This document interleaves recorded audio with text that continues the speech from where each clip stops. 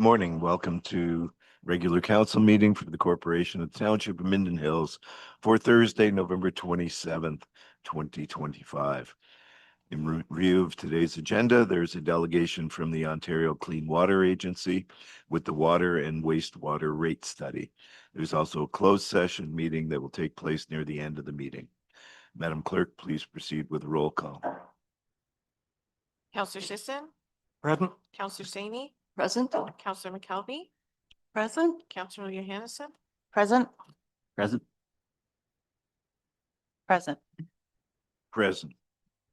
We respectfully acknowledge the Township of Minden Hills is located on Treaty 20 Michisagi territory and in the traditional territory of the Michisagi and Chippewa nations, collectively known as the Williams Treaties First Nations, which are Curve Lake, Rama, Hiawatha, Alderville, Scugog Island, Beausoleil, and Georgina Island First Nations. We acknowledge the shared presence of Indigenous nations throughout the area and recognize its original Indigenous inhabitants as the stewards of its lands and waters since time immemorial. I call this meeting to order at 9:01 a.m. Madam Clerk, please read the resolution for the approval of the agenda.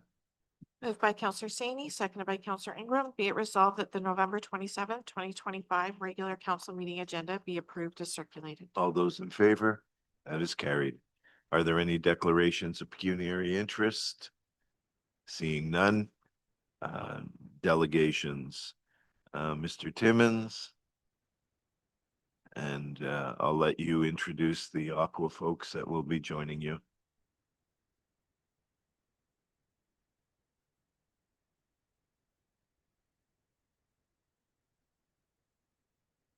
Thank you, Mayor Carter. Good morning, Council. Today we have Jason Yonker from the Ontario Clean Water Agency to speak to us about water and wastewater rate study. He will go through the slides and his presentation. We do have Jeremy and Natalie also from Aqua. They're joining us. Their availability is around 9:30. I was hoping that would work out with the presentation, but the key player is Mr. Yonker, who's going to give the presentation today. Oh, Natalie is here, so I take that back. And then I do expect Jeremy to be joining us here shortly, but I will turn it over to Mr. Yonker and Ms. Baker. Hello, everyone. As you said, I'm Jason Yonker. I'm an engineer with the Ontario Clean Water Agency. I prepared the water rate study for Minden Hills, and I'm happy to present it. Just one second as I share my screen.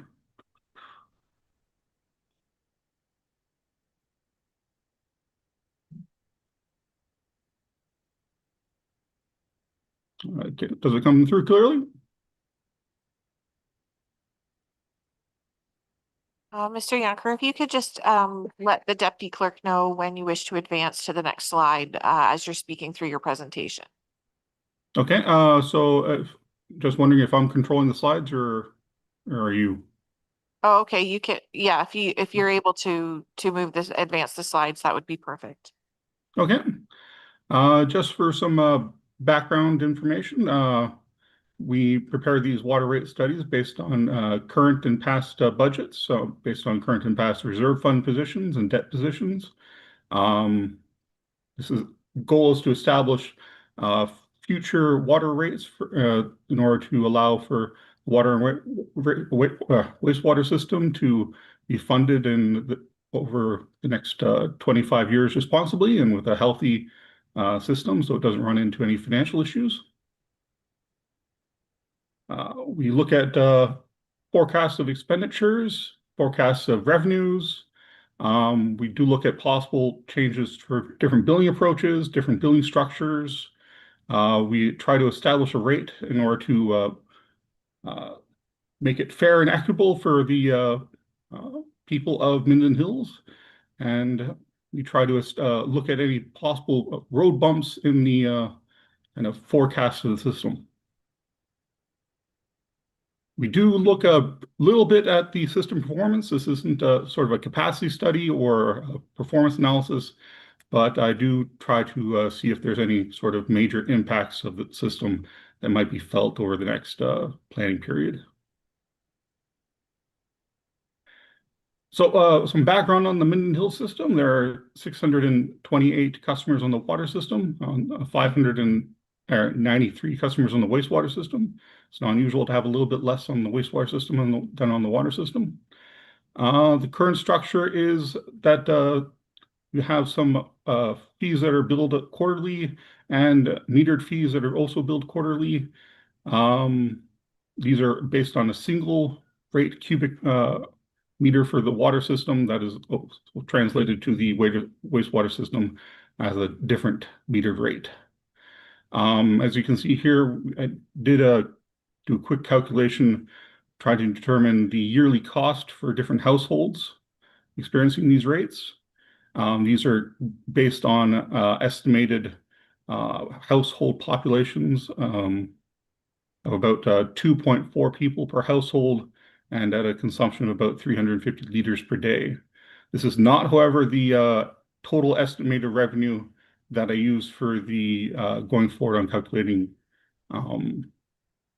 system revenue, as this is a little bit higher than what we get there, as usage in Minden is a little bit lower than 350 liters per day per person. Just looking at 2025 expenditure forecasts. This is kind of a combination of operating and capital costs, along with other different operating costs in terms of major maintenance. That does tend to be a big issue in maintaining systems. For water expenditure, we're looking at about $500,000. For wastewater expenditure, it's a little over $1 million. A lot of that is capital, however. So in terms of capital expenditures, over the next 6 years, this is a combination of planned capital works on the collection and distribution system that I've been told by the town, along with the Aqua 2025 major maintenance plan. Beyond that, the 7 to 25 year period that is from my own predicted maintenance forecasts that I usually use for asset management.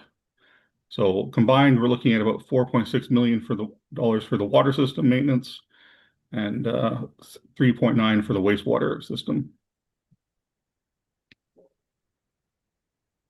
Projecting for the 25 years, we're looking at an expenditure approximately going up from about 800,000 for the water system up to around 1.2 million, and 600,000 for the 800,000 for the wastewater system up to 1.2 million, and 600,000 for the water system up to a little bit over 800,000. This is unusual. This is expected based on yearly inflation. We are inflating at around 2% per year. And as you can see, there's a little bit of a bouncing around as capital expenditures are yearly one-offs that can disrupt things a little bit. In terms of revenue, right now we're sitting at around 331,000 or $631,000 for the water system and $723,000 for the wastewater system. These are based on historical revenue projections, so looking back to about 2022, 2023, 2024 projections and carrying them forward. Just looking at population growth in the system, it does tend to be a little bit flatter, more approaching Ontario's regular around 1% growth, except in the last census period of 2016 to 2021, which was around 2.9% per year, which is kind of getting into boom town territory. Not terribly predictive of the future, but given that Minden Hills has a relatively high demand in terms of housing, it's kind of potential growth is more based on how much you're willing to grow as opposed to how much you're able to put in. So if you want to maintain kind of a boom territory, you can be able to do that to just, approve a lot more houses. The concern is whether the system will be able to handle that. And for that, we need to look at flow and flow capacity for the water and wastewater system. And then we get into water capacity, wastewater capacity. This is the 2024 flows. In terms of water capacity, you were well within flow capacity. There's no issues on the water system. You could double the population and you would still have a lot of extra capacity. On the wastewater side of things, it's a little bit of a different story. In terms of dry weather flows, it seems to be fine. In terms of the wet weather flows that experienced in the spring melt, there does seem to be times when we might need to, or the system might be bypassing. Obviously, my recommendation at this point, given that we're still well below kind of the 80% average flow mark where sewage capacity upgrade might be recommended. Right now, the recommendation is to pursue I&I reduction strategies. So something to look at, but the other issue is that the growth potential in Minden is high. Again, with that potential boom town territory, if growth is sought within Minden, expansion of the water and wastewater system will likely need to be done within that 25-year planning period. That sort of expansion is quite pricey, and I did not include it in the estimation figures for the capital expenses, as it would kind of take the $4 million or $4.4 million capital expenditure forecast up into the many tens of millions of dollars. So something to keep in mind. It's recommended to pursue an I&I reduction strategy, but if growth is the goal of Minden, then potential for a capacity increase will be needed. So looking at billing structure, systems tend to either have a flat rate, or when they do go to volumetric rates, they have a constant rate or a changing block rate. To understand, changing block rate is after you pass a certain point of flow, people are charged more for the flow beyond that. So as a method of try to increase conservation. You can have a theoretical lower block rate, which is encourages industrial use for major users if in certain systems, but that's a little bit rarer. So reg calculations is basically, again, about that 2% inflation mark. Whole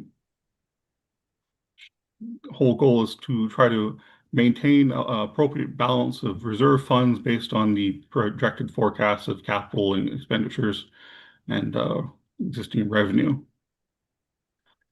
So we're looking at the water and wastewater systems. In terms of the water system, we're presently in good, relatively good situation. The reserve is healthy, a little bit lower than $2 million, which is quite good for the size of a Minden Hills system, and it's projected to grow. No real year-over-year expenditures to decrease based on present capital expenditures, and if left as is, it will likely grow to over a reserve of $4 million by the end of the planning period.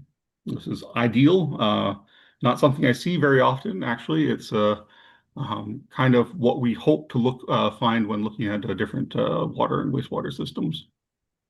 However, this healthy system is not carried on to the wastewater system, as that is projected to decrease from its present reserve of around $1.1 million to a negative value of $1.1 million in debt over the 25-year planning period.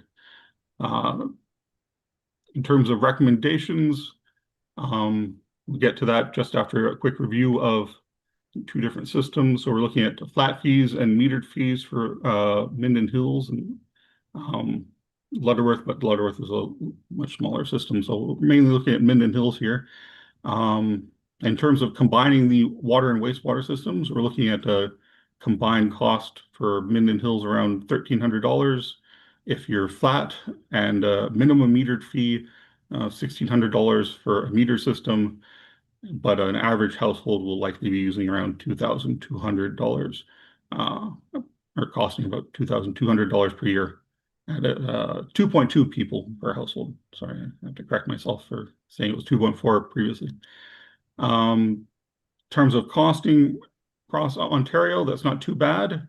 A little over 2,000. That's coming in around average. Maybe a little bit higher than average, but still very close to the kind of median mark.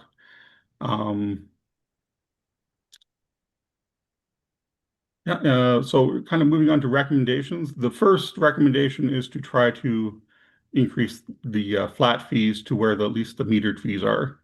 Right now, it might seem a little inequitable that the minimum metered fee is $300 higher than the flat fee that those who are experiencing. So just to kind of make things a little bit equitable, the recommendation is to increase the minimum meter fee to at least increase the flat fee to at least where the minimum metered fee is. In terms of balancing out the issues with the wastewater reserve, the recommendation is to kind of switch some revenue from the water system to the wastewater system. 14% decrease on the water system and a 14% increase on the wastewater system revenues. It would balance things out in the long term. Would keep things relatively flatter than I like. Again, we kind of like that growing reserve, but as just a one-off change, that shift between water and wastewater revenue would resolve a lot of the long-term issues with the Minden Hills system. The third recommendation is to increase water rates in both systems slightly. This would be a slight increase in the wastewater system from the base yearly 2%. Again, we do keep a recommendation of always having a 2% yearly increase just to counter inflation. If we slightly increase that to 3% per year, we'd be looking at still having that growing revenue up to not the previous $4 million, but to around $2.5 million. And that's just a few years at 3%. On the wastewater system, the recommendation is to front load a rapid increase on the reserve. This is potentially to allow for future capital expenses. Again, there is that worry that sometime down the line, the wastewater system will be needing a major capital upgrade. Being able to carry that, having some healthy reserve capacity is always recommended going into a large capital upgrade. So just looking at the two different systems in terms of rate increases, again, several years at 3% after a shift downwards from the water system would be able to allow you to have a healthy build up on the water system, and front loading the wastewater system at with that initial shift, and then 10 and 2 years at 5% increase will allow you to kind of build up that health reserve on the wastewater system. There's a little bit of a shift down to 0% to hold it for a few years, as we just that front loading can overbalance the system and charge a little bit more than is needed. So we just, again, rebalance it in the 2030s, and then both systems are able to move forward after that. We looked at potentially changing the rate structure, again, imposing different block rates or increase or decreasing minimum fees. It was discussed with town operations, but no real improvements could be seen as dramatic improvements, but more as disruptions to the system. So right now, the present rate structure recommendation is to just maintain the existing rate structure as a single metered fee.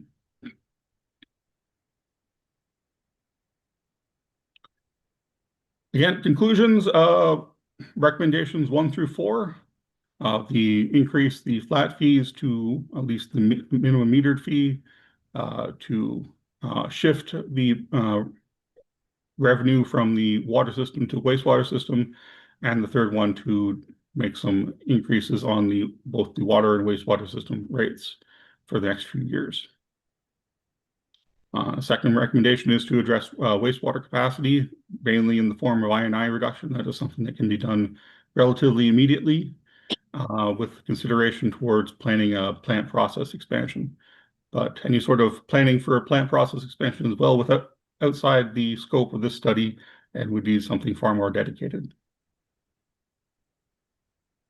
So thank you, and we can proceed to questions.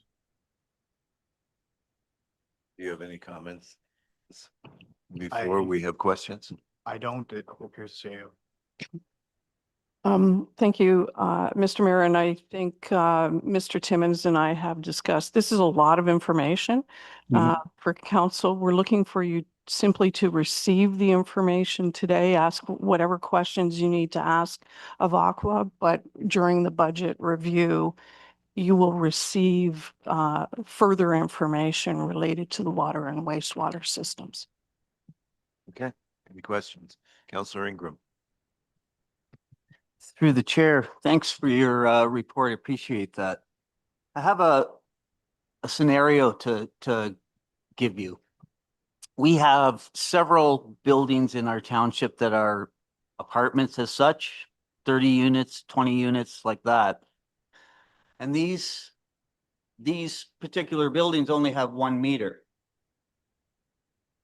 Now, wouldn't it be fairer if each of those individual apartments had a meter and pay the minimum billing as a household would? And I did some work, and I'm not going to say on the what building it was, but I did figure it out for 1 year. If that were the case, and we're losing $20,000 a year just on 2 buildings, because it's only billed with 1 meter. So there's no minimum charge that a household owner would pay, you know, the flat or the minimum fee. And we're losing out there big time. So any ideas on that? Like, I'm wondering what they do in the city, or are there individual meters? I don't know. Anybody?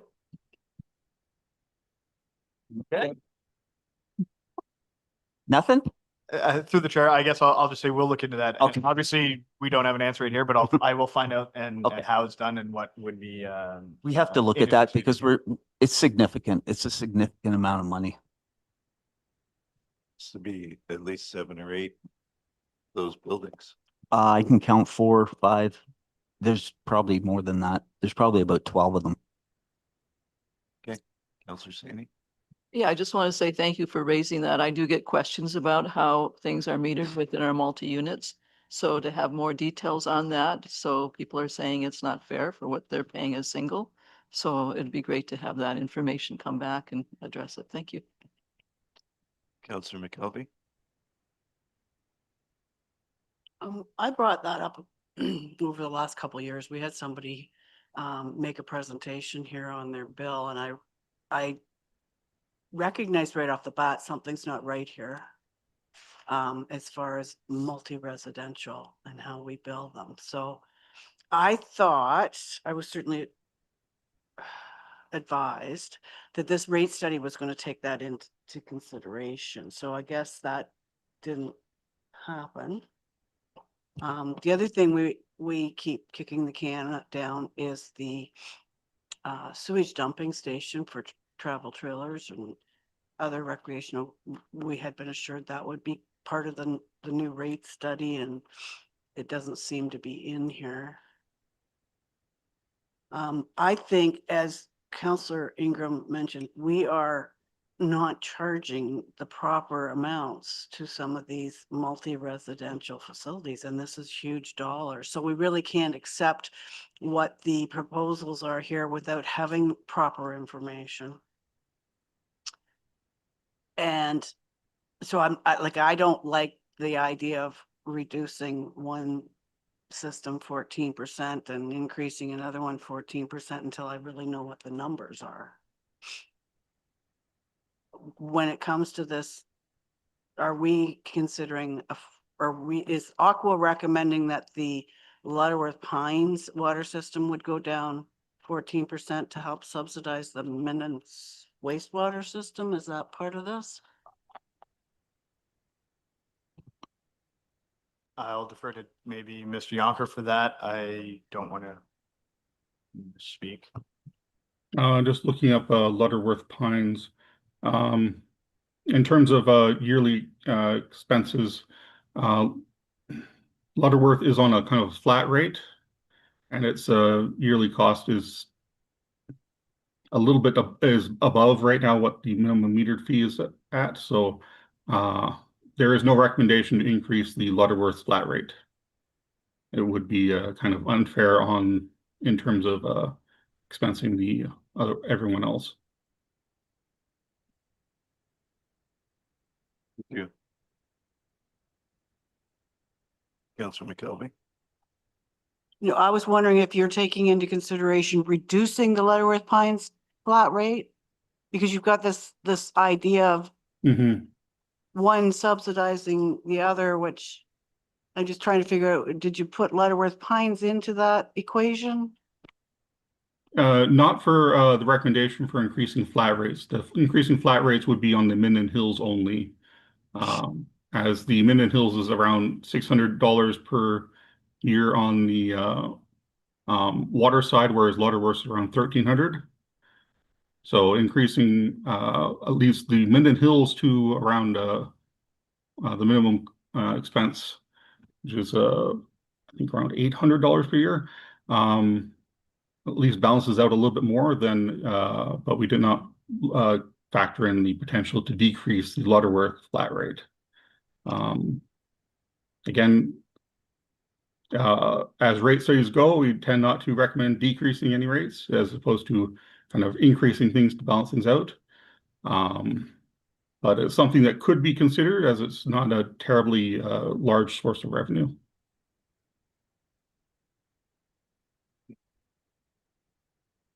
Councilor McKelvey? When it comes to the 25 expenditures, just so perhaps you could go back and look at that, the wastewater expenditures that you have in here of 1,008,960 is correct, but the water expenditures are much lower than what the budget was, so I'm not sure. Which slide is that? Let me go back to. That's 2025 expenditures. Well, I'm just, excuse me, not sure which actual slide it is. I'm just saying, okay, yes, it is 25 expenditures. Those totals are incorrect for the water expenditures. This is projections for 2025, so we don't actually know 2025's numbers yet. It's not We quite are in finished. 2025 and our budget was established quite some time ago. It might be factoring in different capital or major maintenance expenditures. So I just so you know, I can make wastewater expenditures match our budget. I can't make water match our budget, but just if we're gonna look at the report and change anything. Yeah, so I might be factoring in slightly different capital or major maintenance expenditures based on the 6-year planned expenditure from the Aqua's report. But this is mostly based on the operating contract and operating expenses as forecasted from 2024. Councilor McKelvey? Can you or someone explain to me what or perhaps give an example of what the flat rate users are in Minden? Because I didn't realize we have this different kind of billing, it seems. So I can take that one. I'm not sure. I do have a list. I'm obviously not going to share locations or anything, but I would say it's a mix of residential. I would say it's mostly residential. There are a couple, looks like maybe 1 or 2 commercial, but it is mostly residential.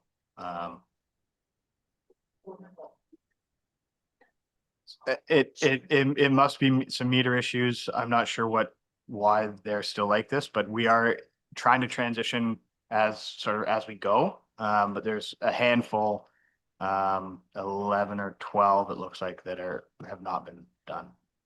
So why would they get a different rate. According to our bylaw, we don't have a different rate for people like that. So I'm trying to figure out how that works. So they're paying something less than what the average house is being charged. So something's not. Yeah, through the jiving. chair, we'll take that one back and look at it as well. Structure wise, it's a carryover of the previous structure. If we need to make some adjustments, obviously on those rates, then that's maybe how that should be. But we can certainly discuss that and take that away. Any other questions?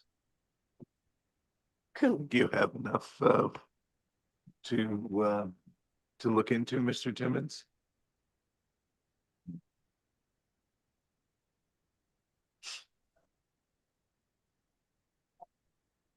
Sorry, we'll come back at budget time with some answers and some more information, and we'll be able to have a more full conversation. Councillor Ingram? Sorry, I'm reminded of one more thing, and that's when we're estimating wastewater, it's based on what's used through the meter, correct? Correct. Where's I going with that now? There's something that.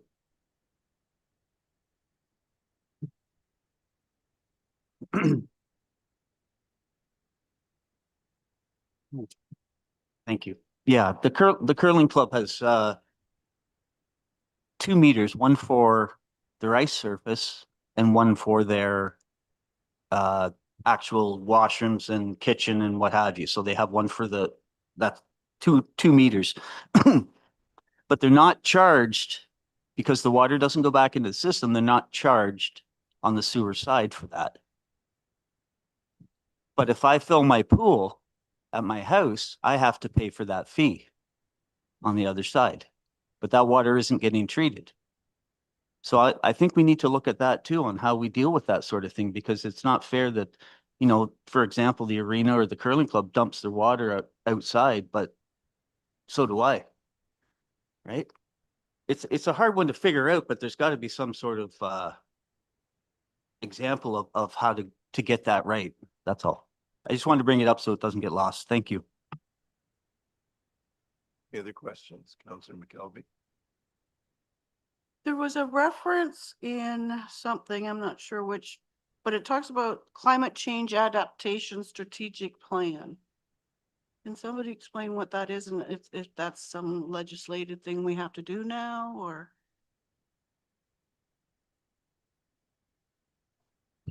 Through the chair, are you referencing this presentation? Sorry, what's? Oh, no, I think what I'm referencing might be the major maintenance.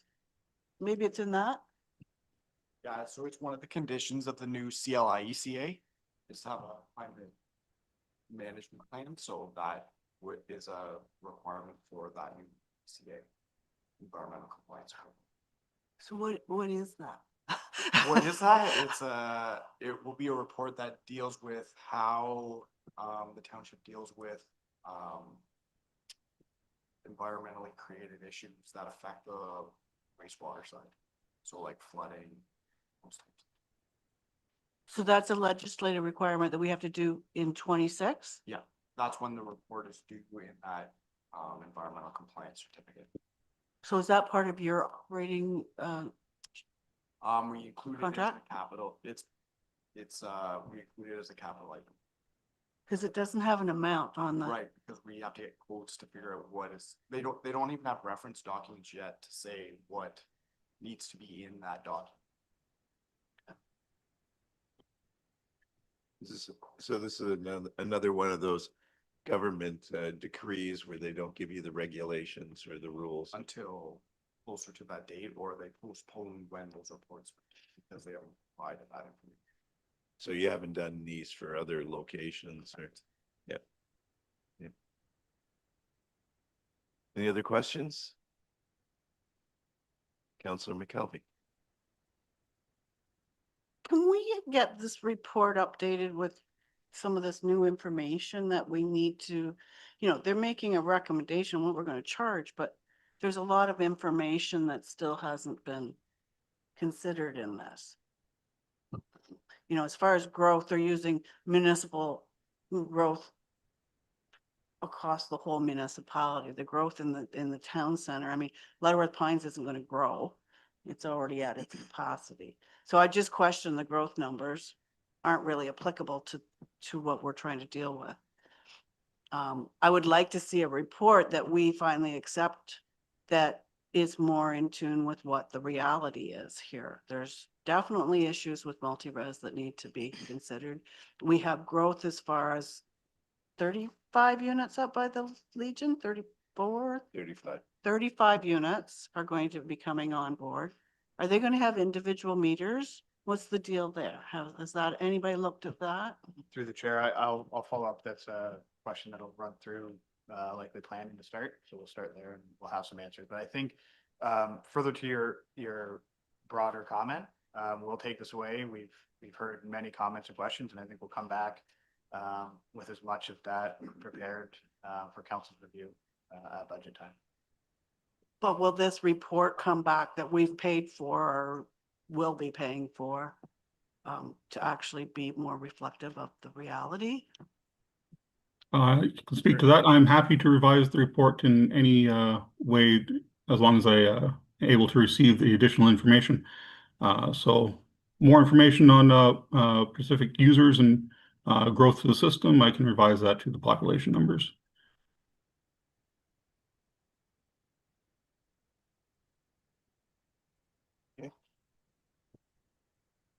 Let's, the resolution was to receive this as information, correct?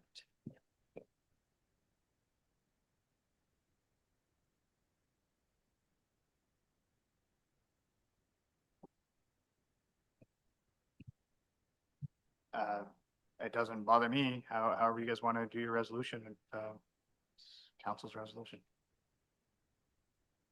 All right, we can add that it will return. Sorry.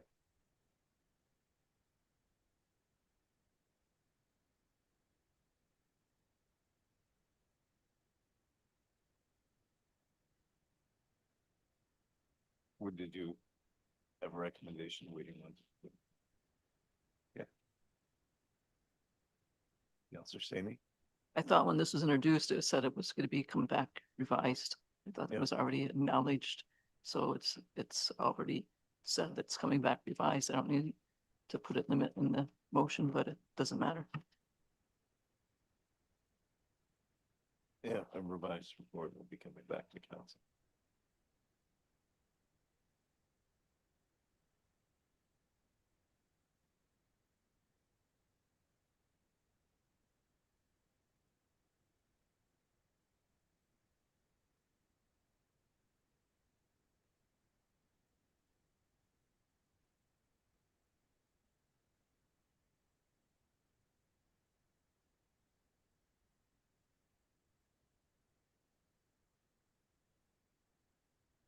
So through the chair, Counselor Ingram and Counselor Sani. So I've just added a line below that says, and that council directs a revised report back to council for review and consideration. Are you comfortable with the amendment? Okay. Moved by Counselor Ingram, seconded by Counselor Sani, that council receives a delegation from Aqua and a staff report 2515 regarding the township's water and wastewater rate study as information, and that council directs a revised report back to council for review and consideration. All those in favor? That is carried. Thank you all.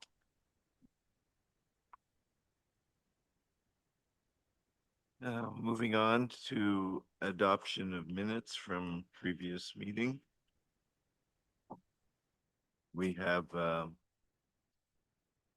November 13th regular council, November 13th public meeting, and another public meeting with the fees and charges bylaw. Are there any comments or amendments? Seeing none, Madam Clerk, please read the resolution. Moved by Counselor Johansson, seconded by Counselor Sani, be it resolved that council approves the following meeting minutes: November 13th, 2025, regular council minutes; November 13th, 2025, public meeting minutes, PL ZBA 2025083 Beamish; November 13th, 2025, public meeting minutes for fees and charges. All those in favor? That is carried. Payment of accounts, November 27th, payment of accounts. Are there any questions? Seeing none.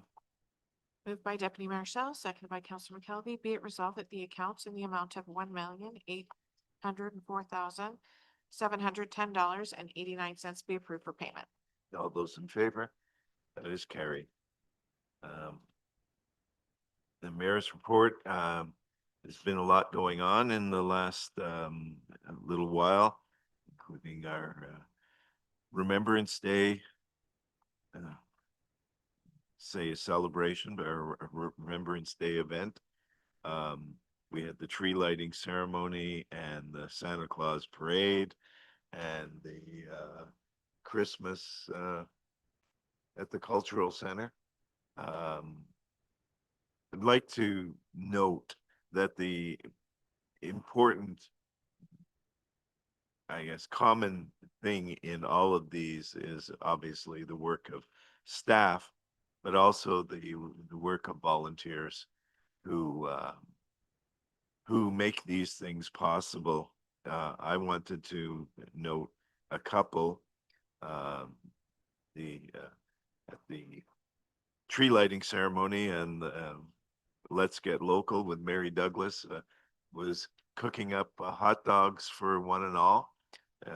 And her location was a great respite because it was a little colder than people had anticipated when they first went out. If you judged the temperature during the day, it was warm and sunny, and then it got quite cold. I know that she had donations from Coney Bear and from Dollos to make that happen. So that was wonderful. And I also wanted to do a special shout out to the Rotary Club, who was there that night with cider and was a huge participant in the Santa Claus parade. So that is, I think, something that we all need to note, that the volunteers is what makes this company go. And Campbell. Oh, yeah, I'm getting to that. No, so Councillor Johannesson, I think you wanted to note some people in particular. Thank you. Just to add on to your report there, Christmas in the Village, message of gratitude. I would like to extend my heartfelt gratitude to all of our community volunteers and township staff who make Christmas in the village possible each year.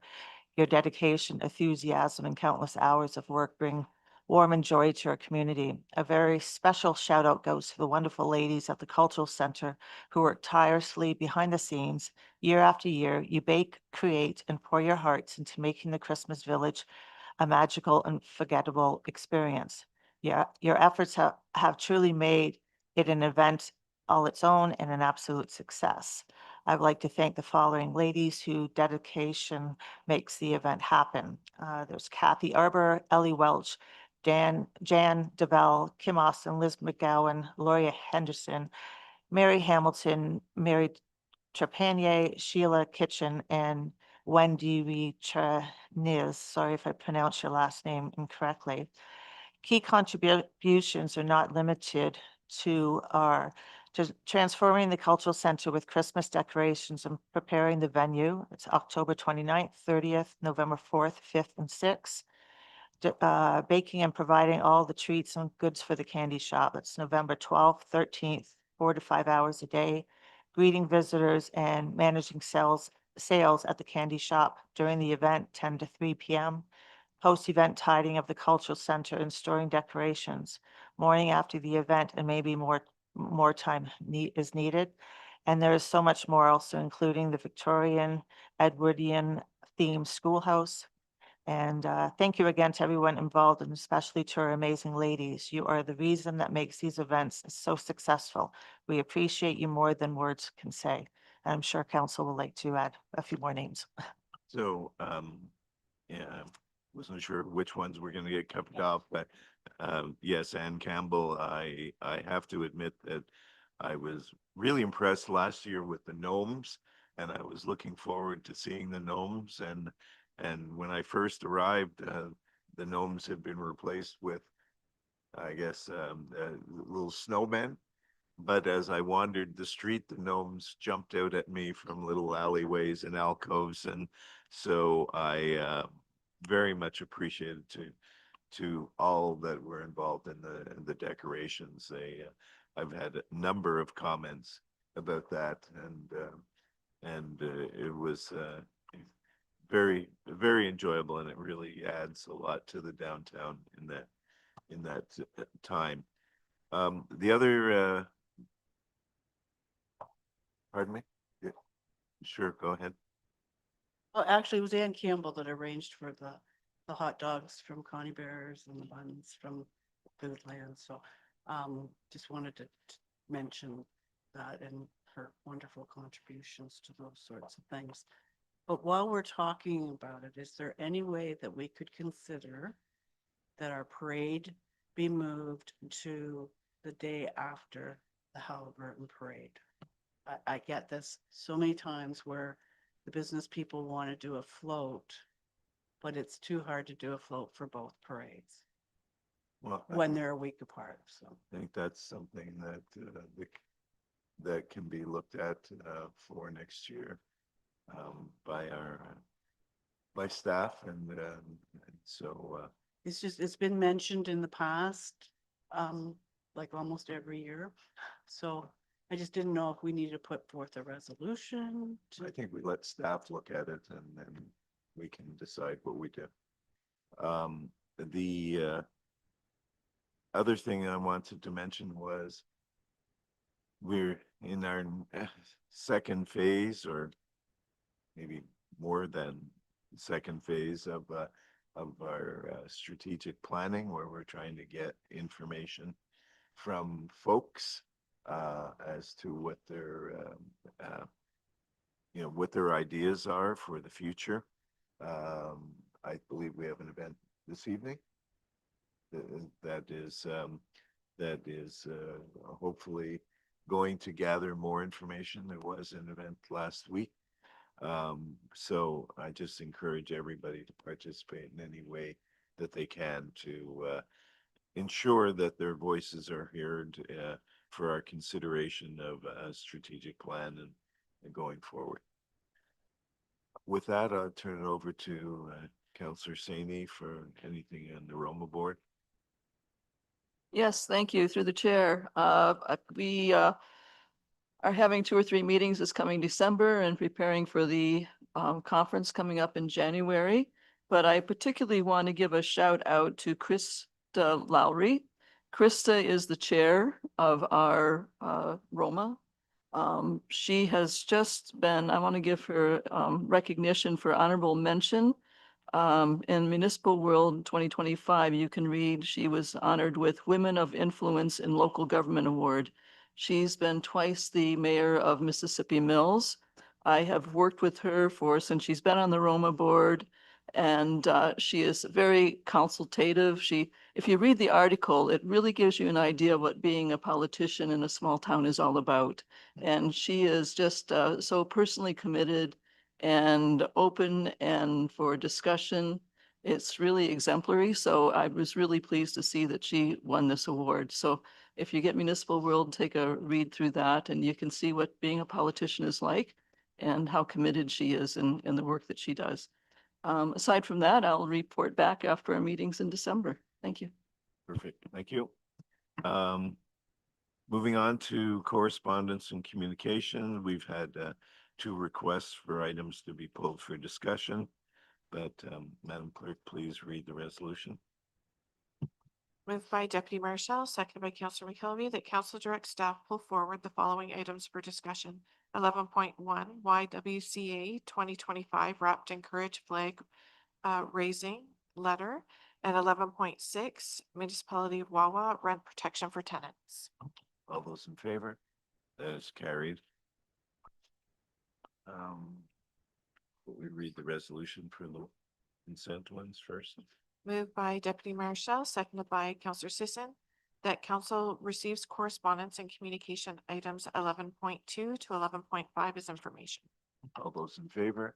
That is carried.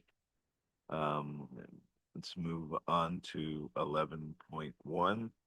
the YWCA flag. I'm not sure who pulled which one. It was Councillor McKelvey. You'd like to speak to it?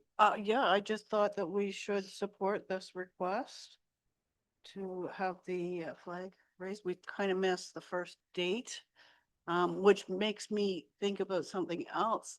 Could we have staff look into a policy for, I mean, we have a policy for our flags, but we could perhaps add to it the ones we always agree to so that we don't miss a date or, yeah, so that we could have these things almost pre-approved in a policy.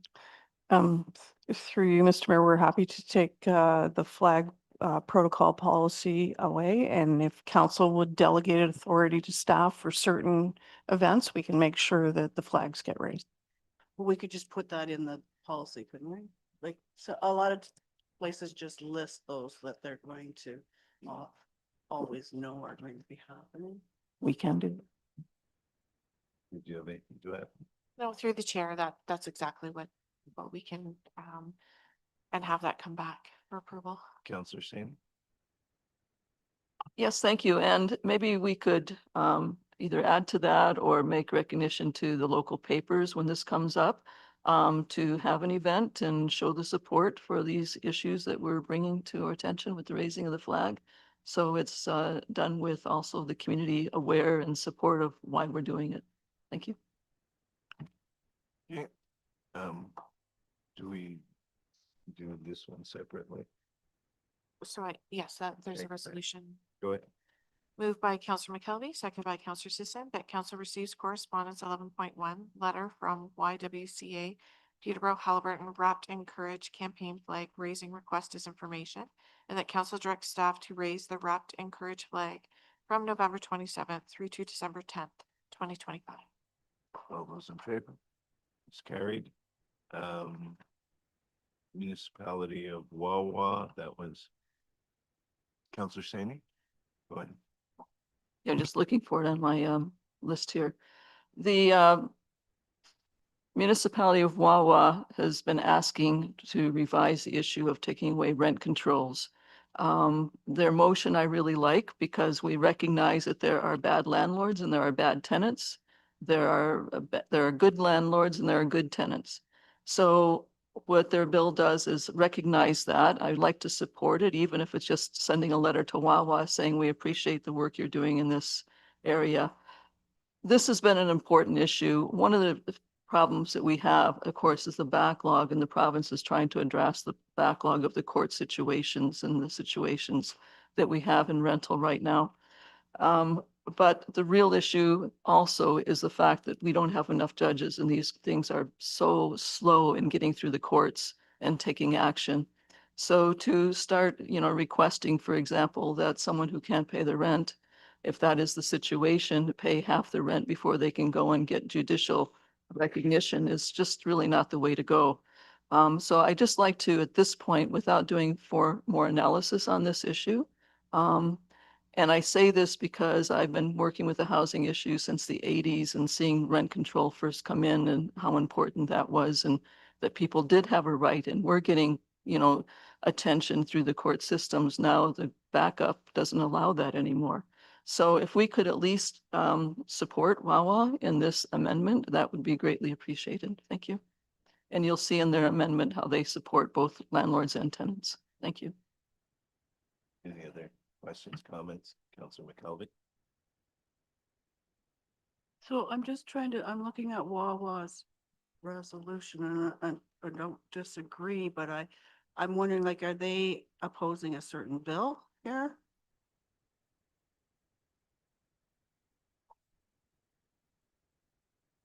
I just wanted to make sure I understand what we're being asked.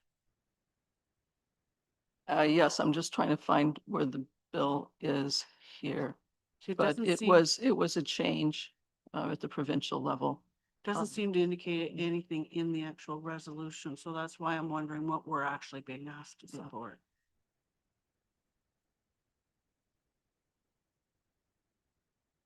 Does anybody have that handy? Nobody else is following it, okay. Well, the resolution, I have it in front of me, but it doesn't make any reference. Yeah, it doesn't refer to the changes. No, so Yeah. I'm just a little bit hesitant. I'm just not sure what I'm being asked to consider here, so. So their resolution, we can read the resolution. We have it in front of us as well. But I'll just read therefore be it resolved that council of the corporation of the municipality of Wawa requests the province of Ontario provide adequate protection against excessive and malicious rent increases for all rental units occupied for residential purposes while maintaining the ability of landlords to operate a viable and sustainable business. And that the clerk for the municipality of Wawa send a letter to Honorable Doug Ford, Premier of Ontario, MPP Bill Rosenberg, and MP Terry Sheehan, and other municipalities throughout Ontario for their endorsement and consideration.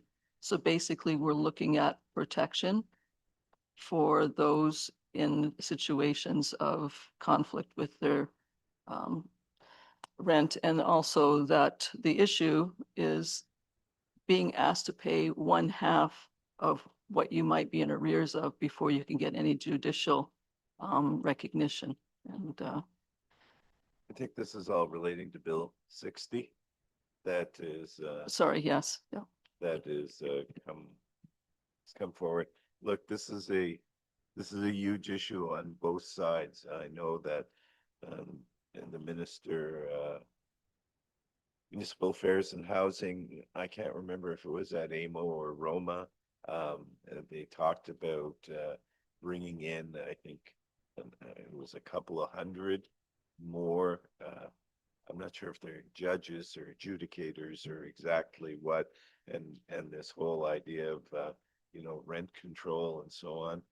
I can tell you from the perspective of, the housing corporation that, we still have huge problems, from, in our case, we're the landlord, and, with people who are taking away the enjoyment of the building to people, and it still takes us way over a year to get this processed, and even then we don't necessarily get a favorable outcome, no matter how heinous the crimes of the person that are involved. And yes, I'm talking right now as a landlord. I recognize on the other side, the rent controls, the rent evictions and the various and sundry things that are happening. This is a really big problem, and I know that every time you try to put in one solution, it's almost like you help 51% of the people, and then the next time it goes the opposite. So I mean, we're all involved directly with this in all of these various groups, whether it be Roma or in our case KLHHC. So no, I mean, I sending a general letter to Wawa saying, hey, great, you did a good job, but I'm not really certain,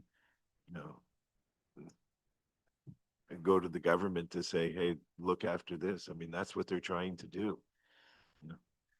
Councillor Saini? Exactly.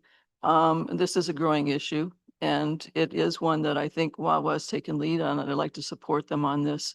They are looking at this also from the rural lens, which is also important for us to be recognized and support them on this. And I have to say that when I got into working a lot around housing rights, one of the first things I ended up doing was taking a family to court. Didn't realize I could hire a lawyer to do it. And I had them evicted for non-payment of rent because it was a family who went from place to place and never paid rent. So it's a problem on both sides of the border. Whether you're a landlord or a tenant, we have to get some fair practices going, and it has to be done through the province. So I'm really appreciative of Wawa taking the lead on this, and would like to at least send a letter of support to them and say thank you for for this work and keep in touch. Thank you.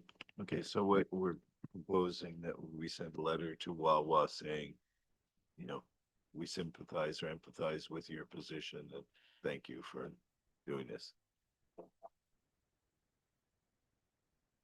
So through the chair, the way the motion is drafted now is to send a copy of the resolution to the premier and our local MPP and MP. But I can easily just change that to directs a copy of the resolution be provided to the municipality of Wawa.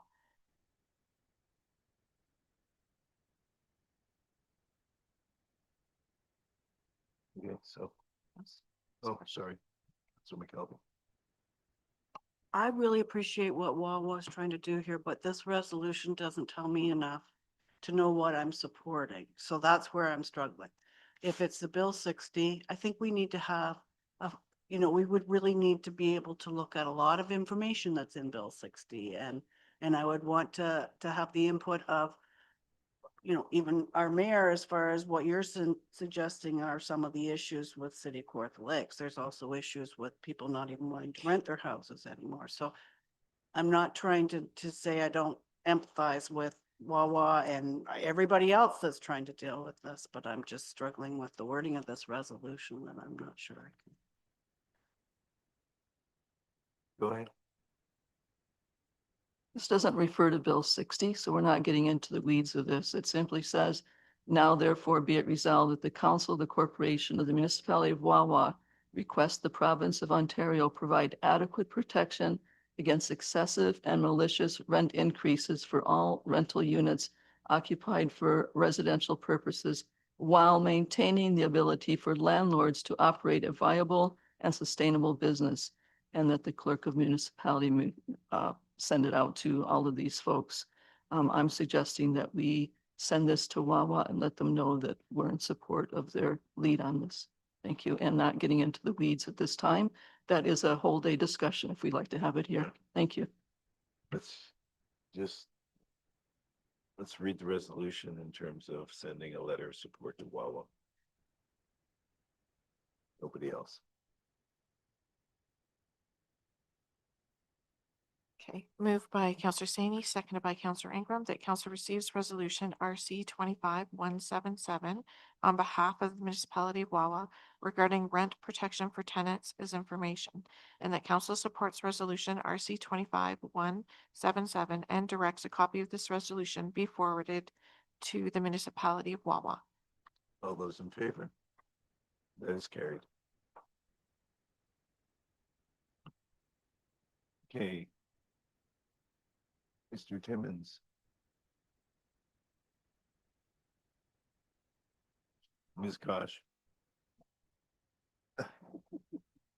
No, I was just wondering if he was going to be throwing you to the wolves or what. So, Ms. Kosh, welcome. Please start when you're ready. Thank you, Mayor Carter, and good morning, Council. So this report before you today is just providing Council with an update on the Blue Box Depot services.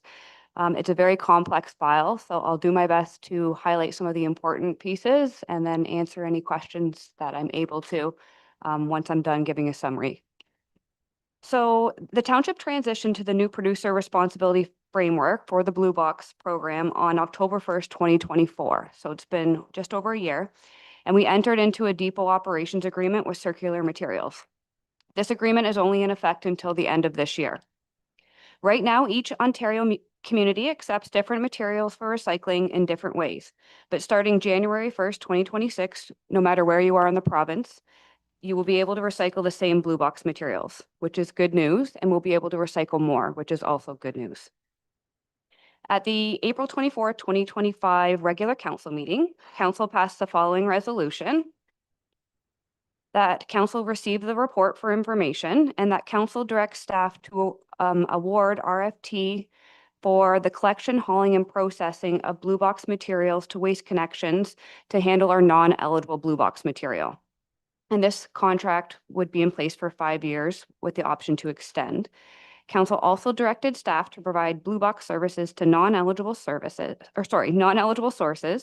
And council directed staff that starting January 1st, 2026, non-eligible Blue Box material be accepted at the Scotchline landfill. During the transition period, the township has been able to commingle residential, which is eligible Blue Box material, with non-eligible Blue Box material. However, starting January 1st, 2026, we will no longer be able to do that. There has been several conversations taking place over the last few months on opportunities to possibly blend those two types of materials, being eligible and non-eligible. So nothing has been finalized at this point.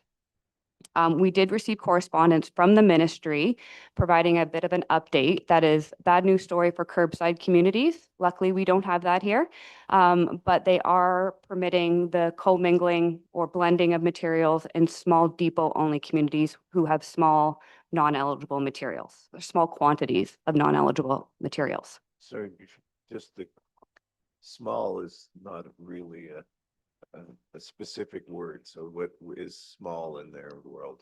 They have not defined that, which is part of the problem. So Circular Materials did provide the township with a change notice per the change management clause within the executed depot operations agreement.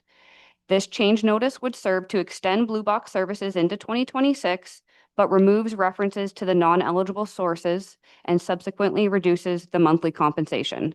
Their justification for this is because there will no longer be the deduction for the managing of non-eligibles. We were recently notified that there is a second change notice that Circular Materials has presented to RIPRA. RIPRA is the Resource Productivity and Recovery Authority that oversees this program. The challenge is that RIPRA has not yet approved this change notice or the methodology, and nobody knows what this methodology looks like and if it's going to be something that we would want to explore, because there are some concerns with cost implications that would be associated with this potential methodology. So the challenge today that we are facing is that we don't have all the information that we need in order to make an informed decision on moving forward with Blue Box services in our community. We are continuing to advocate. We are continuing to negotiate our compensation in the meantime, but there's a lot of sitting and waiting. The township can move forward with the initial change notice that requires our non-eligible materials to be separated. And once the blending methodology has been approved by RIPRA and communicated to the communities, the township could make use of the change management clause and request a change. Circular Materials has been quite clear that the requested change would not be guaranteed unless both parties would agree. So here we are today. I'm bringing this forward just for your information. We only have one council meeting remaining this year, which is December 11th. I will be bringing forward a report and a recommendation at that time, and we are hopeful that we will have all the information that we need to make an informed decision moving forward. Happy to answer any questions. Councillor Ingrid? The chair, Charles, just wondering what that might look like at the landfill right now if you're separating. So through the chair, we have had some discussions with Circular Materials to ask what is involved at the township level. I said that we would not be treating it like an airport and grilling with a lot of questions to determine if it's eligible or not eligible. I did explain our circumstances, that there's many individuals that come in and they're not in a marked commercial vehicle, or vice versa. They are, but they're bringing in their household recycling. They have said that we should use best efforts, and that is also not defined. Do you have a definition for it? For yourself? Yes. Thank you. Councillor McKelvey? I'm just really excited that everybody's going to recycle the same everywhere. Mhm. Because that is so hard for the people that come up here Mhm. seasonally, or if they're here just for a week's vacation or whatever it is. Everybody has done this differently. So the fact that it's all going to be the same, Mhm. that's huge, I think. Good news. The rest of it is just like Councillor catch Singh? the ball when you can. Thanks to the mayor.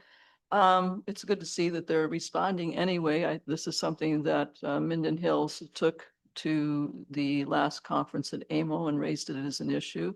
I don't know if they've approached us directly, responding to us, but it shows that there is some movement within this category, particularly as CM has recently advised that they have submitted an additional change notice to the RAMPRA, as it's pronounced, and which would allow the blending of eligible and non-eligible materials. So I think that's somewhat helping us in terms of how we manage that site. So that is some movement. Obviously, it's not a movement in their provincial policy, but at least within the organizations that are working under that, there's some movement. Thank you. Perhaps we could have two blue bins, we can have the eligible, non-eligible, and then just a little ramp that runs. I mean, the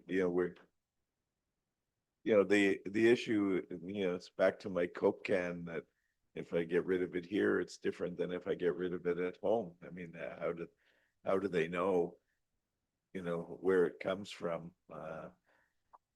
I really feel for the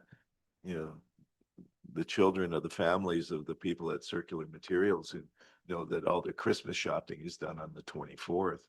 I mean, this is absurd delays and puts, particular small communities like ourselves in a huge deficit. I mean, when you talk about, Inglesby or some of the other smaller locations, I mean, how do we have separate collections and so on and so forth? I know that when we talked to the minister at the AMO, I mean, they and the staff were similarly, disappointed with this whole process and with Circular Materials. It's nice to know that from August until late November, we've made virtually no progress other than a couple of memos. So, all we can ask is you do the best you can and give us a recommendation worthy of Solomon in the middle of December. Mhm. So through the chair, just to add to that point there, the blended material option is ideal for our community because we would be able to blend material at all 4 sites. When we're looking at the change notice that Circular Materials has provided, it requires us to separate that material, I guess, or again, to the best of our ability. But we do have a resolution in place and we do only have a means to collect that at one site, being the Scotch line, because we have more space at that site. So while RIPRA has come forward and said that they will look at blending, their methodology, rumors are that it does not look fair. So for example, they would use the number of households that they've depicted that we have, and they would determine what they think is the average amount each household generates in blue box material. And then that would be your total of eligible material in a year. Anything beyond that, the township would be responsible for managing. So those are the challenges, and we don't know because they're all just rumors and hearsay. So until we see that methodology that has been approved by RIPRA, we can't know those things and move forward. Councillor Singh. Yes, thank you for sharing those rumors with us. That makes me a little less optimistic than reading this report, knowing that there's some background too where the numbers aren't clear yet. So thanks for staying on top of this. Any other questions? Seeing none, we have a resolution. Moved by Counselor Saney, seconded by Counselor Ingram, that council receive report 2508, Waste Management, Blue Box Depot Services, update for information. All those in favor? That is carried. I'm sure Mr. Timmons would like you to stay to handle the curling club roof, but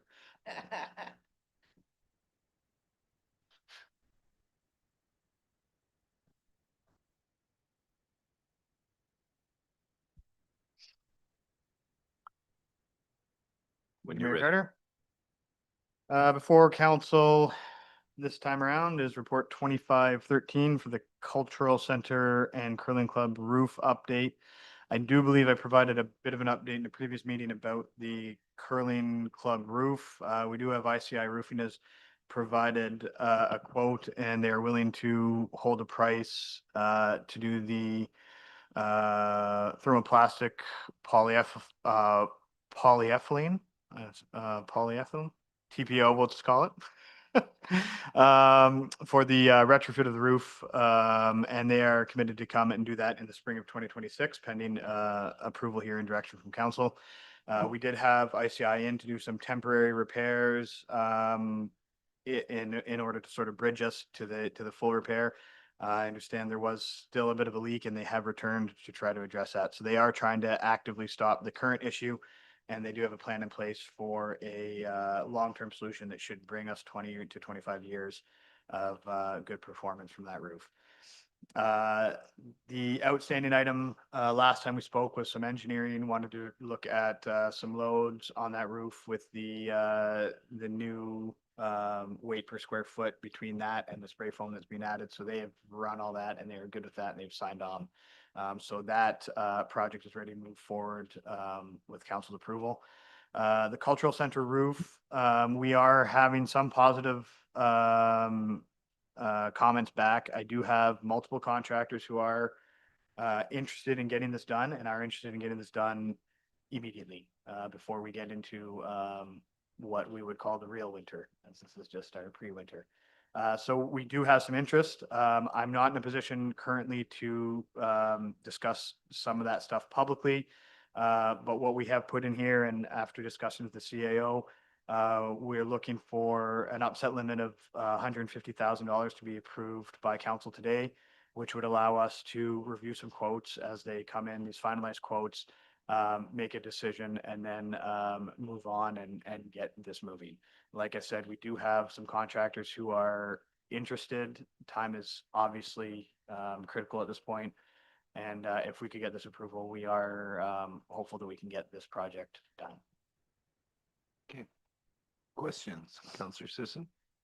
So Mike, the stuff at the curling club roof, was it like a spray on or? No, No. it's more of an overlay. Yeah, through you, Mr. Mayor, I'll just maybe turn the clock back. I've put many TPO roofs on. It's a membrane roof. And sort of easier to install and gives a good lifespan. So it's applied to the existing. Thank you. Councillor McKelvey? What's the length of the warranty period for that curling club membrane? Are they providing a warranty period for? Through the chair, they will. I don't have it off the top of my head, but there will be.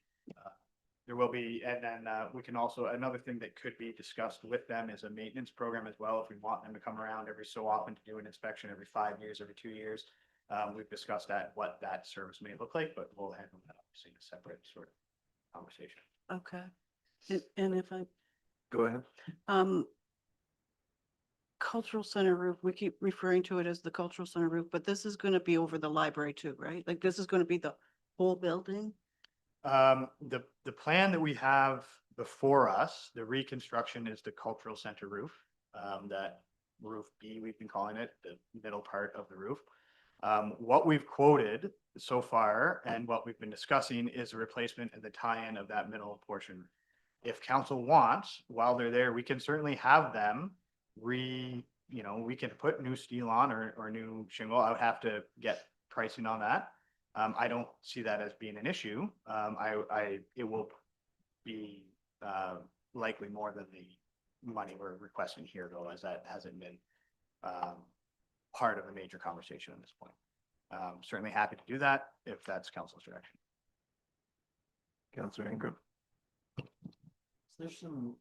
Chair, was there some discussion, Mike, about the roof units too? The rooftop units, you're talking about fixing that area? Is that?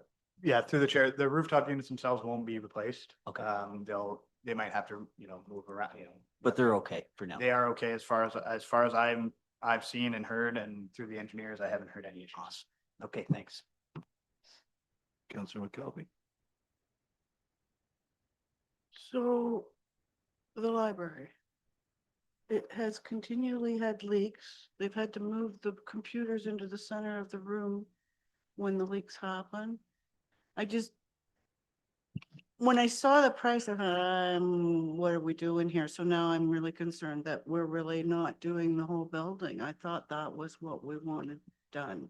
The library has been leaking for quite some time. Through the chair, just from where I came in on the project, these designs were well on their way, so I've just sort of picked it up from where it was. But again, the conversation was had, that we could put new, roof shingles or steel on the entire roof. There are benefits, of course. Everything would be on the same timeline. There would be no, we would not be piecemealing replacements in the future. Everything would be tied in, everything would be new. But that would come at a cost, of course, to have that done. What we've put together here is a reconstruction of that cultural center, bringing the peak up, and addressing those issues that are causing issues locally in that part of the building. But if the library roof is leaking, it would seem that you would need to do something about that. I mean, that seems pretty obvious to me. CAO. Yeah, so through you, Mr. Mayor, what I'm hearing, Mr. Timmons, and I know Mr. Lewis has been involved in this project as well. We can expand the scope of work. I think what we're saying is then the upset limit we would look for is more than the $150,000. And I would suggest $175,000 or $200,000. Just give us an upset limit. We won't go beyond that, but let's get it done right. Councillor Ingram. If we're gonna look at doing that roof, I would personally suggest we do shingles as opposed to steel. Steel's gonna create a lot more problems for a public building like that, with ice coming off the roof and snow and what have you. So I think we want to go with shingles Sure. on that. That's fair. Sorry. I was just gonna say, I don't necessarily disagree. We're having it priced both ways. And likely, I think would save the eaves troughs and stuff like that. Your soffit fascia would maybe have a longer lifespan if we went shingles. It's certainly part of the conversation. Councillor Sisson. Maybe you could look at the ICI roof over this one too. Through you, Mr. Mayor, it's not an appropriate application for this roof. Councillor McKelvey. So, like, we're gonna have to go back to the engineer and get this all changed though, right? And then, like, how do we give an upset limit? And I would love to say that it's only gonna be $50,000 more, but I'm thinking it's gonna be a lot more than that. And I don't know. We had a report in 2024 about this roof, and it was certainly the whole thing we were looking at. I'm very concerned. I don't want to be part of a piecemeal. So we need to decide, are we doing area 1 and 2? Are we doing 3 and 4? Are we doing 1 to 4? I'll just say, if we want to just take off the steel and put new shingles, I don't expect much engineering to be involved. That should be residential work. No changes structurally there. The major engineering was in the redesign of that middle roof as we're changing the peaks. Right. So I would not expect a whole lot of engineering if we're looking to just replace like you would residential roof. Councillor Samey. I think we're getting into the weeds of engineering that we are beyond our potential as a council to make decisions on.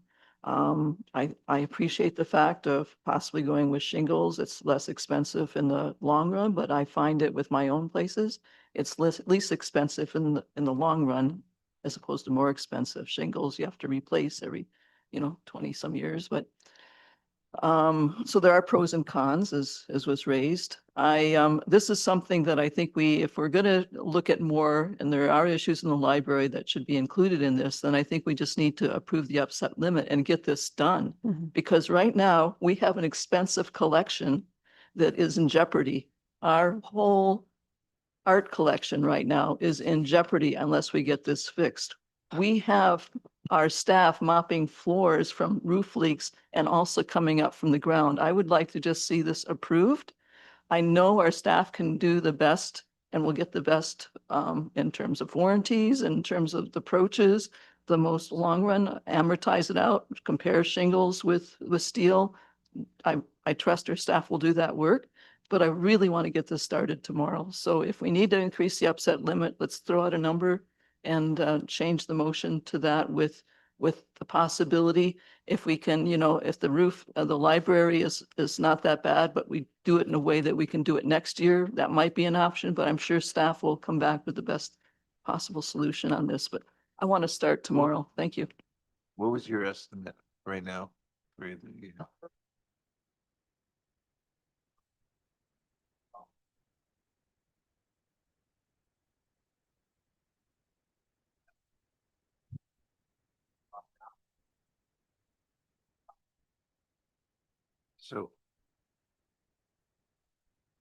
So this is a decision that's being made for 20+ years. It's something that's needed on the whole roof, as we've heard. I'm gonna recommend an upset limit of 225. I don't want it to come in at 201 and you have to come back to council. If it was 200 or 225, we're still gonna be paying it. So, let's get this done and get it done right, and get it done soon. If I may ask, so the last line of the resolution actually directs that staff fund additional $50,000 for the cultural center, library, from reserves. So that amount would change as well. I'm assuming what would you want? Just- I don't know what the reserves are for that. Just put in with The additional amount be Yeah, the additional. just the additional amount? Okay, Right. from reserves? Yeah. Okay, Right. thank you. Yep. That was my concern. Yeah. Okay, go.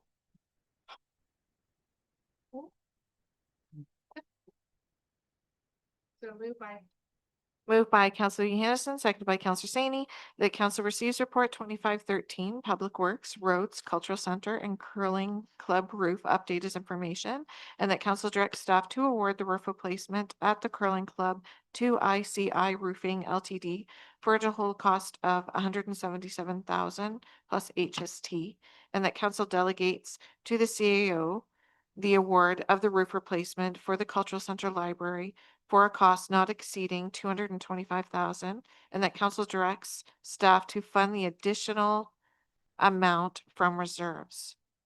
All those in favor? That is carried. Thank you, Mr. Timmons. One, I know.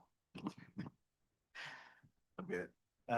Okay, next one is report 2514 for a land use agreement between the Township of Minden Hills and Halliburton Highlands Nordic Trail Association.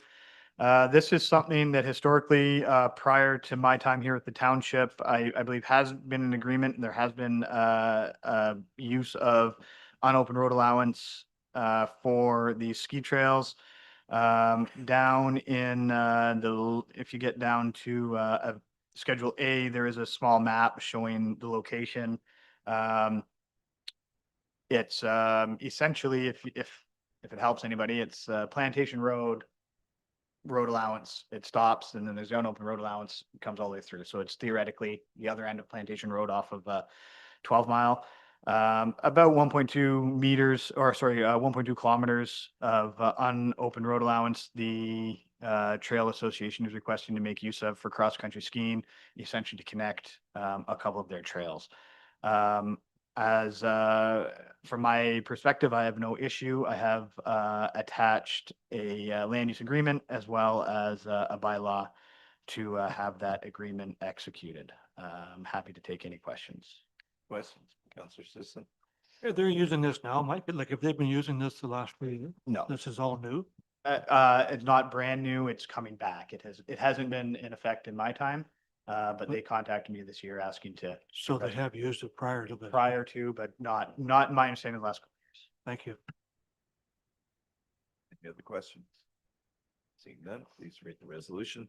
Moved by Counselor McKelvey, seconded by Counselor Sisson, that council receives report 2514, Public Works, Roads, Halliburton Highlands Nordic Trails Association Land Use Agreement as information, and that council directs staff to execute the attached land use agreement between the Township of Minden Hills and the Halliburton Highlands Nordic Trails Association. All those in favor? That is carried. We will take a break until 10:45. Thank you, Mr. Timmons, once again.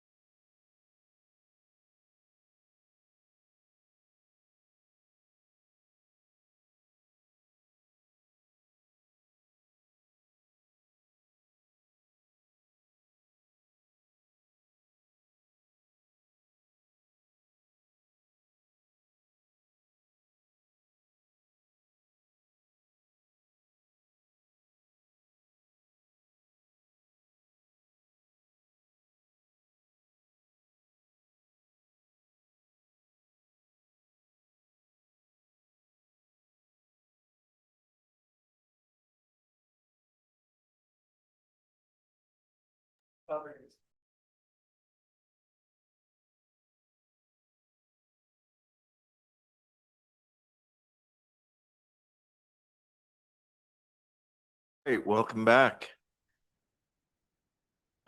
Moving to community services, Ms. McGuigan, please talk to us about ice racing.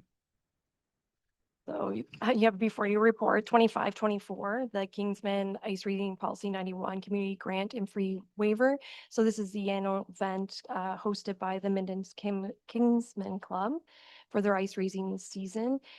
Looking for the waiving of the rental fees of $13,543. Last year they had a great season, hoping for the same this year as well. This ice racing event brings in ice racing schools that rent the community room as well, and also just on race days, the economic benefits to our township. Okay, questions? Seeing none, resolution. Moved by Counselor Saney, seconded by Counselor Johansson, that council receive report 2524, Community Services Department, Kinsman Club, Ice Racing Policy 91, Community Grant and Fee Waiver Request for information, and that council approves the waiving of the rental fees for the Minden Fairgrounds for the Minden Kinsman Club for the ice racing season in the amount of $13,543. All those in favor? That is carried. Thank you. To our clerk. Thank you, through the chair.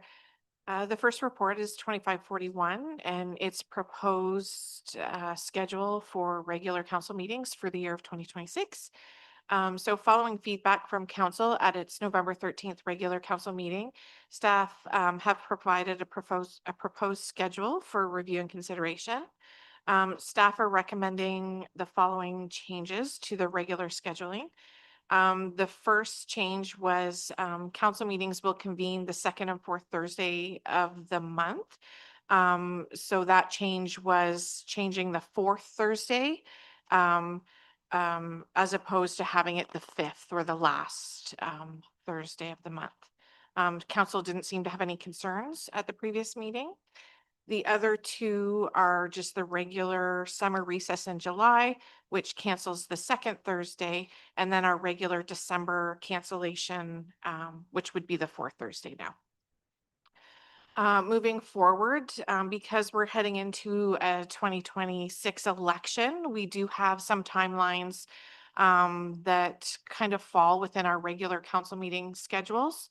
I'll start with the first request for cancellation of the April 23rd meeting. The clerk's department has registered to attend like an in-person election training in Peterborough. But we're happy to have a discussion today with that cancellation. The next cancellation is August 27th. Basically the month of August, there's several key dates that fall within that time frame. The August 21st is nomination day. And typically we would pre-publish council's agenda that day. The Monday, the 24th is to certify the nominations and acclamations, and typically we would publish to the public for that week, for that Thursday meeting. August 26th, and this is where we run into two more issues around dates, is the August 26th date. That's the additional nomination day, and that would happen if we would need to extend. And why we would extend is the number of nominations that are filed for office is less than the number of persons to be elected. And then if we have to do that, the August 27th date is the additional date to certify those nominations. So there's a bit of a conflict there. And then the last sort of key date for August that would cause us a little bit of an issue is that September 1st date of providing the voters list, the PLE. So the next date I'll move into is the October 22nd, and this is a typical date that we cancel because election day is on October the 26th. And then November 12th, we always have the inaugural meeting. within that time frame. And so we're proposing the inaugural meeting for November the 16th. As the term of office for the current council ends on November the 14th, but the new commencing date is November the 15th, and that's a Sunday. So it always bounces to the next business day. So that would be the 16th of November. So happy to have a discussion with council today if there's any issues with the dates proposed. I just wonder about the April 23rd Mhm. meeting because, you know, it's usually a fairly busy time of the year. Mhm. And is there a way of getting around that? Yes, so through the chair, we could always just stick with our current process and have it the last Thursday of the month, which would be the 30th. I mean, it would still be a bit of a hustle for staff to prepare an agenda with us being at training, but I mean, we could make it work. I mean, it's a suitable compromise if that's council's direction. I don't want to cancel that meeting. I mean, I have less problems with the August one because, you know, we have the other meeting in August, but April's usually a pretty busy time, so. Yes. And I will, like, once I make this amendment, I'll make sure that that gets sent out to council and we'll put it on our civic web. Of course, we provide to the county and so on and so forth. Councilor McKelvey? So the changing it, like at this point, until we change our procedural bylaw, it's still the second and last Thursday. So is that going to come back to us soon? It will. So I'm hoping to have one more change to the procedure bylaw just that I want to discuss with council at the next meeting. So December the 11th. And then I'll bring it back to that first meeting in January. Because there's more, like there's some changes that we need to make with respect to the strong mayor powers. And then I want to be able to still provide that notice to the public for public meeting and then council can see like all the changes in one, so it's not so messy and. Mhm. Any other comments? You have a resolution? Sure. So, Counselor Saney and Counselor Hannison, so I'll just make, that council approve the proposed 2026 schedule of regular meetings as amended. Are you comfortable? Okay. So moved by Counselor Saney, seconded by Counselor Hannison, that council receives report 2541, administration proposed 2026 schedule of regular council meetings as information, and that council approves the proposed 2026 schedule of regular council meetings as amended. All those in favor? That is carried. Sorry, did you have another one? You do. So before council are proposed changes provided at the November 13th regular council meeting. There were changes recommended to a few of the schedules, which staff did advertise on the township website. We also requested public feedback by written comments, and to date, we have not received any comments with those changes. All changes have been incorporated in bylaw 25-118, and staff are seeking adoption today. However, those changes won't come into effect until January 1st, 2026. That's indicated in the bylaw. But happy to answer any questions should council have any. Councilor McKelvey? On the tax registration, so that is Schedule B, I believe. I'm concerned that we haven't. Sure, now I can't find it. Is it Schedule B? It is Schedule B. It's at the Okay, I bottom of found it. Schedule B. So consulting fees for tax registration, actual associated costs, which is fine. But there is a substantial advertising cost when you get to a tax sale.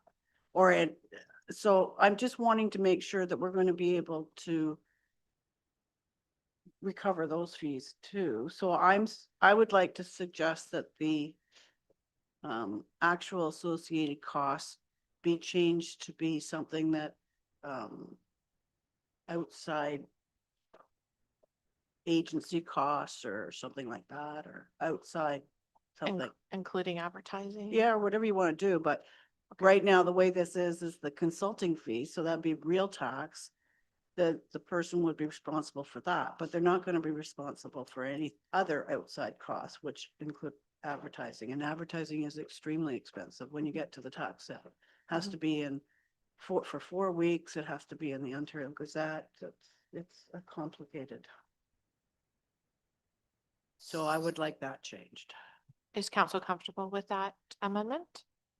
Sure. Okay, yep. The other question I have is, building, I realize we're not doing it, but when are we going to look at the building?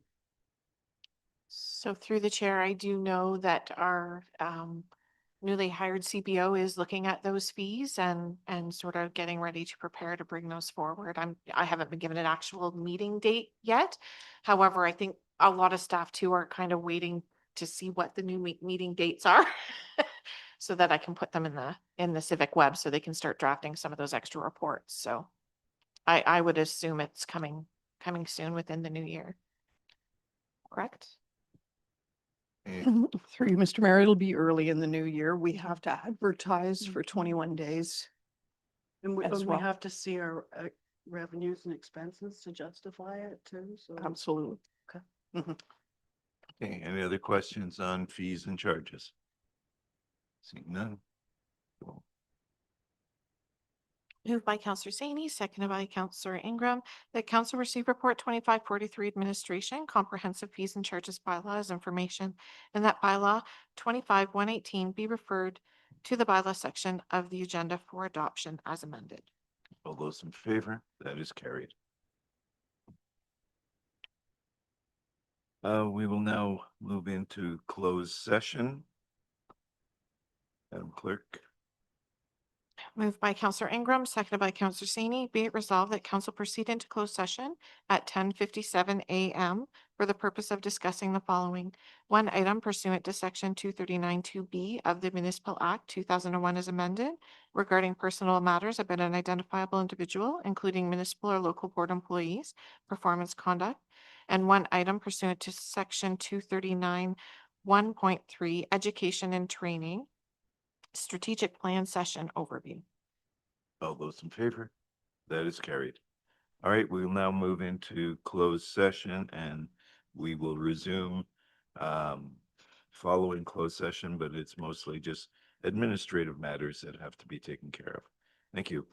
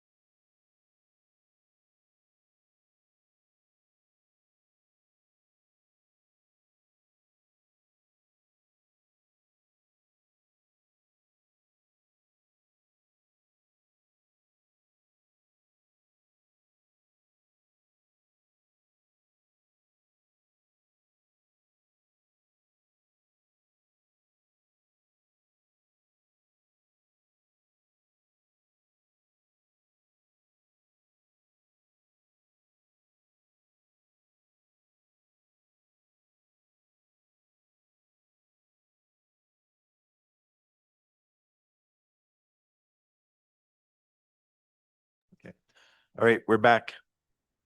Madam Clerk, please read the resolution to resume open session. Moved by Counselor Sisson, seconded by Counselor McKelvey. Be it resolved that closed session adjourned and open session resumes at 1:56 PM. All those in favor? That is carried. Report from closed session. Moved by Counselor McKelvey, seconded by Deputy Mayor Shell. Be it resolved that direction given in closed session be approved. All those in favor? That's carried. Bylaws. Moved by Counselor McKelvey, seconded by Deputy Mayor Shell. Be it resolved that the following bylaws be received, read a first time, considered, read a second and third time, and finally passed with the corporate seal affixed. Bylaw 25-117, execution of HHNTA land use agreement. Bylaw 25-118, comprehensive fees and charges bylaws amended. As amended. Okay, great. All those in favor? That is carried. Confirming bylaw. Moved by Deputy Mayor Shell, seconded by Counselor McKelvey, that bylaw 25-119 being a bylaw to confirm the proceedings of council held during its meeting of November 27th, 2025, be received, read a first time, considered, read a second and third time, and finally passed with the corporate seal affixed. All those in favor? That is carried. Adjournment. Moved by Counselor McKelvey, seconded by Counselor Sisson. Be it resolved that the November 27th, 2025 regular council meeting is hereby adjourned at 1:58 PM. All those in favor? That is carried. Just a reminder that we have strategic plan roundtables, starting with the community roundtable tonight at 5:30 at the arena. The business roundtable is set for Friday, November 28th at 9 AM at the arena, both in community room 1. Thank you, everyone. Next meeting is scheduled for Thursday, December 11th. And we have a budget meeting scheduled for Monday, the 15th.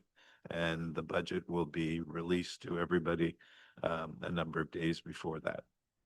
Thank you. See you then.